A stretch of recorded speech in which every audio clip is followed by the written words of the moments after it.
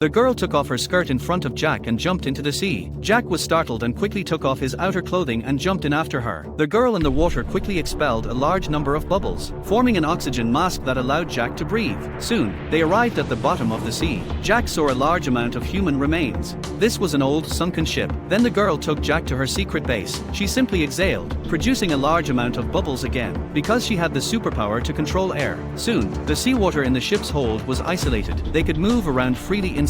Looking at the girl, who was soaking wet, Jack was a bit mesmerized. The girl quickly took out a large box and handed it to Jack. Jack took out an envelope from inside, which turned out to be his grandfather's belongings. He immediately recognized the photo as the murderer who killed his grandfather. To investigate the truth, Jack wanted to seek Miss Pei's help, but Miss Pei was busy fighting monsters. Suddenly, a huge man-eating monster appeared. Jack wanted to remind Miss Pei, but the girl scolded him, saying he couldn't distract Miss Pei because ordinary people couldn't see the monster. Miss Pei could only calculate the time based on the monster's movement speed and accurately hit the man-eating monster, causing it to fall into the circle she had drawn earlier. The girl finally realized that Jack could see the cannibal monster. Afterwards, Jack learned the truth from Miss Pei. It turned out that the murderer who killed his grandfather wanted to achieve immortality. He captured the birds of time for his experiment, attempting to absorb their essence to achieve eternal life. A group of psychics participated in the experiment under his leadership. However, the experiment clearly failed. All the psychics who participated in the experiment underwent physical mutations. In the end, they all turned into man-eating monsters and gained the ability to become invisible.